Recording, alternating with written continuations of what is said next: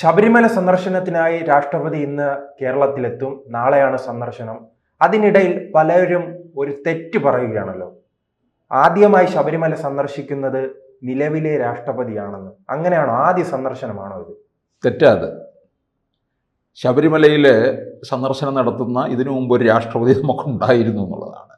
പലരും ഇതിനെ കാണുന്നത്, ഇപ്പം ശബരിമല വളരെയധികം ചർച്ച ചെയ്യുകയും ഒക്കെ ചെയ്യുന്നുണ്ട്, വളരെ വാർത്തകളിൽ വളരെ സജീവമായിട്ട് അങ്ങനെ നിൽക്കുകയാണ്. അപ്പോൾ പലരുടെയും ധാരണ ഇപ്പോഴത്തെ രാഷ്ട്രപതി ദ്രൗപദി മുർമുവാണ് ആദ്യമായി ശബരിമലയിലേക്ക് എത്തുന്നത്.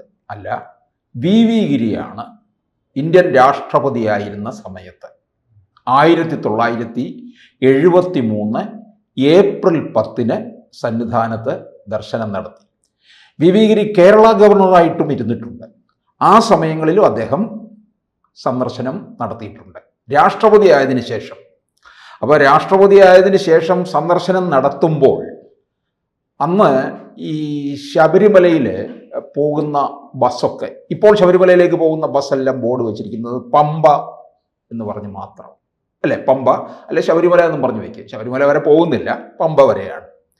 അതിനു മുമ്പ് 1973 വരെ എല്ലാ ബസ്സും മറ്റു സ്വകാര്യ വാഹനങ്ങളെല്ലാം പോയിരുന്നത് ചാലക്കയം വരെയാണ്. ബസ്സിൻ്റെ ബോർഡ് അങ്ങനെയായിരുന്നു, ചാലക്കയം. പമ്പയിൽ നിന്ന് ഒരു 4 കിലോമീറ്റർ ഇപ്പുറത്താണ് ചാലക്കയം. ഇപ്പം ചാലക്കയം എവിടെയാണെന്ന് ചോദിച്ചാൽ അതുവഴി പോകുന്ന ആർക്കും അറിയത്തില്ല എന്നുള്ളതാണ്. ചാലക്കയത്ത് KSRTC, മറ്റ് സ്വകാര്യ ബസ്സുകൾ, പിന്നെ ഇന്നത്തെ പോലൊന്നും എല്ലാവർക്കും 1 കാറും 3 കാറും ഒന്നും ഇല്ലായിരുന്നു. കാറിൽ വരുന്നവരുടെ എണ്ണമൊക്കെ വളരെ കുറവായിരുന്നു. രാഷ്ട്രപതി വി ഗിരി തിരുവനന്തപുരത്തെത്തി ഇവിടെ നിന്ന് കാർ മാർഗമാണ് പമ്പ വരെ എത്തുന്നത്. അപ്പം ഈ ചാലക്കയത്തു നിന്ന് വി ഗിരിയുടെ സന്ദർശനാർത്ഥം ഈ ചാലക്കയത്തു നിന്ന് പമ്പ വരെയുള്ള റോഡ് ശരിയാക്കിയെടുത്തു. അതിനു മുമ്പ് ഭക്തർ ചാലക്കയത്തിറങ്ങി നടക്കുകയാണ് ചെയ്തത്. 4 കിലോമീറ്റർ. റോഡൊക്കെ വളരെ മോശമായിരുന്നു.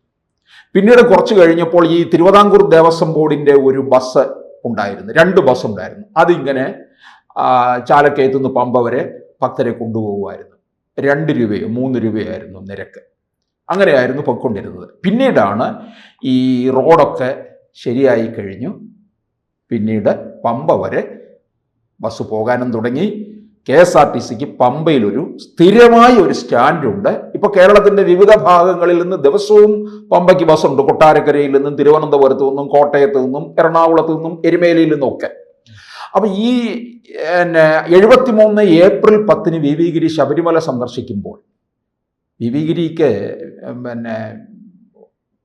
ശ്രീയത്ത് ഒരുപക്ഷെ ചിത്രത്തിലെങ്കിലും കണ്ടിട്ടുണ്ടാകും. അദ്ദേഹത്തിന് ഒത്തിരി വലിയ ശരീരപ്രകൃതമാണ്.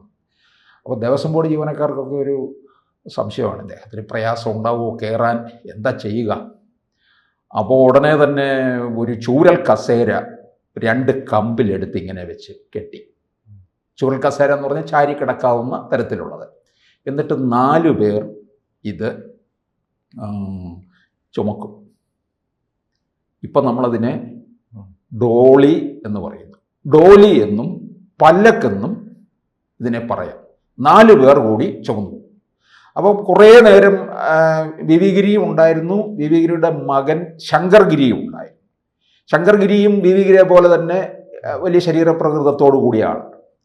ഇടയ്ക്ക് 1-2 തവണ വി ഗിരി ഈ ഡോളിയിൽ കയറി. നീലിമലയിലും അപ്പാച്ചിമേട്ടിലും ഇരുന്ന് വിശ്രമിച്ചിട്ടാണ് സന്നിധാനത്ത് എത്തിയത്. അപ്പം പരമ്പരാഗത വഴിയിലൂടെയാണ് പോയത്. അതായത് പരമ്പരാഗത വഴി എന്ന് പറഞ്ഞാൽ നീലിമല, അപ്പാച്ചിമേട്, മരക്കൂട്ടം, ശരംകുത്തി, ആ തരത്തിലാണ് പോകുന്നത്. അന്ന് ഇപ്പുറത്തുള്ള റോഡുണ്ടല്ലോ, പമ്പയിൽ നിന്ന് ആരംഭിക്കുന്ന സ്വാമി അയ്യപ്പൻ റോഡ് വന്നിട്ടില്ല. സ്വാമി അയ്യപ്പൻ റോഡ് വരുന്നത് 1975 P. സുബ്രഹ്മണ്യം നിർമ്മിച്ച് സംവിധാനം ചെയ്ത സ്വാമി അയ്യപ്പൻ എന്ന് പറയുന്ന ചിത്രം. ആ സിനിമ, അതിൽ നിന്നുള്ള പ്രോഫിറ്റ് മുഴുവൻ പമ്പയിൽ നിന്ന് സന്നിധാനത്തേക്ക് ഒരു റോഡ് പണിയുന്നതിന് വേണ്ടി മാറ്റിവെച്ചു. 3-3.5 കിലോമീറ്റർ. ഇത് മരക്കൂട്ടത്തിൽ ചെന്ന് ചേരും. ഈ റോഡ് പരമ്പരാഗത വഴിയായ നീലിമലയിൽ നിന്ന് അല്പം കൂടെ ദൂരം കൂടുതലുണ്ട്, പക്ഷെ കുത്തനെയുള്ള കയറ്റമില്ല. അതുകൊണ്ട് എന്ത് ചെയ്തു, ഈ സ്വാമി അയ്യപ്പൻ റോഡ് വന്നതുകൊണ്ട് ഈ ട്രാക്ടർ വഴി ചരക്ക് നീക്കമൊക്കെ നടത്തും. പണ്ട് ഈ ഓരോ തീർത്ഥാടന കാലമാകുമ്പോൾ കുറേ തമിഴ്നാട്ടിൽ നിന്നും അവിടുന്ന് ഇവിടുന്നും ഒക്കെ ഓരോരുത്തരെ ടെൻഡർ വിളിച്ച് കുറേ കഴുതകളെ ഇങ്ങ് കൊണ്ടുവരും. ഈ കഴുതകളായിരിക്കും ഇവിടുന്ന് പമ്പയിൽ നിന്ന് സാധനങ്ങൾ ചുമന്നു കയറ്റുന്നത്. എന്നിട്ട് ഈ കോൺട്രാക്ടർ എന്ത് ചെയ്യും, തീർത്ഥാടന കാലം കഴിയുമ്പോൾ ഈ കഴുതകളെ മുഴുവൻ വിട്ടിട്ടങ്ങ് പോകും. അതിന് മറ്റു മൃഗങ്ങളൊക്കെ പിടിക്കുകയും ഒക്കെ ചെയ്യും. അതൊക്കെ ഒഴിവായി. ഈ സ്വാമിയയ്യപ്പൻ റോഡ് വന്നു കഴിഞ്ഞപ്പോൾ ട്രാക്ടർ വഴിയുള്ള ഒരു സംവിധാനത്തിലേക്ക് കാര്യങ്ങൾ ഇങ്ങനെ പോകും. അപ്പോൾ ദ്രൗപദി മുർമു ഇപ്പോൾ സന്നിധാനത്ത് എത്തുന്ന അവസരത്തിൽ എല്ലാ തരത്തിലും കാര്യങ്ങൾ റെഡിയാക്കി നിർത്തിയിരിക്കുകയാണ്. ഇപ്പോൾ അവിടെ ആരോഗ്യവകുപ്പിന് 2 ആംബുലൻസിനുണ്ട്, ജീപ്പ് ആംബുലൻസ്, പിന്നെ വനം വകുപ്പിനുമുണ്ട്. ശബരിമലയിൽ എന്തെങ്കിലും അത്യാഹിതം നേരിടുകയാണെന്നുണ്ടെങ്കിൽ ഈ ജീപ്പ് ആംബുലൻസിൽ പമ്പ വരെ എത്തിക്കുക എന്നുള്ളതിന് വേണ്ടിയിട്ടാണ് ആംബുലൻസ് ഉപയോഗിക്കുന്നത്. അതല്ലാതെ വേറൊരു കാര്യത്തിനും ആരെയും കയറ്റാൻ അനുവദിക്കത്തില്ല. ഇടയ്ക്കൊക്കെ ചിലർ ട്രാക്ടറിലൊക്കെ കയറി പോയല്ലോ, അങ്ങനെയുള്ള ഇടപാടുകൾ ഒന്നും നടക്കത്തില്ല. അത്യാഹിതം ഉണ്ടാകുന്ന സമയത്ത് സന്നിധാനത്ത് നിന്ന് 20 മിനിറ്റ് കൊണ്ട് പമ്പയിൽ എത്തിച്ചേരും.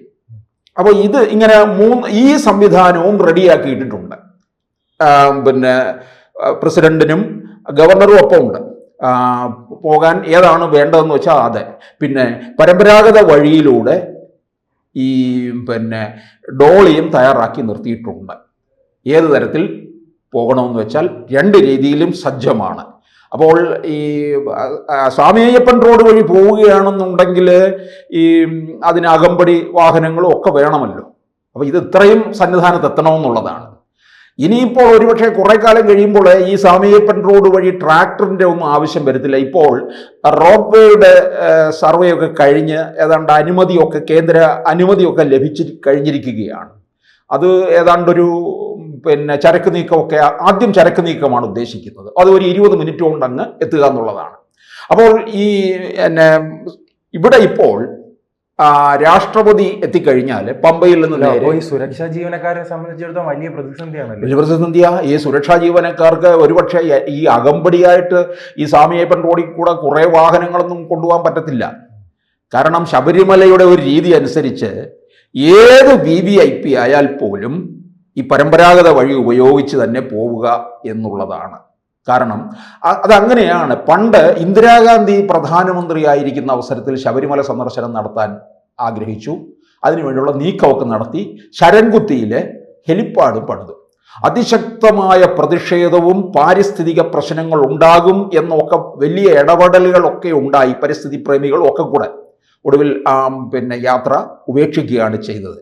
അതുകൊണ്ട് ഞാൻ പറഞ്ഞത് ഈ തരത്തിലുള്ള സംവിധാനം ഒരുപക്ഷെ ഉപയോഗിക്കാം. രാഷ്ട്രപതി ഇത് ഏതിലേക്ക് പോകുമെന്ന് അറിയത്തില്ല.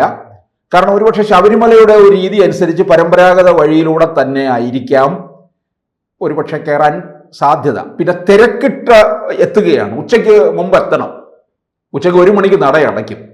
അത് പിന്നെ ആര് വരുന്നെന്ന് പറഞ്ഞാലും അതിനൊരു കണക്കുണ്ട്. പിന്നെ നെയ്യഭിഷേകം നടത്തണം. അപ്പോൾ അത് ഉച്ചയ്ക്ക് ശേഷം പറ്റില്ല. അതുകൊണ്ടാണ് ഉച്ചയ്ക്ക് മുൻപ് രാഷ്ട്രപതി അവിടെ എത്തുക.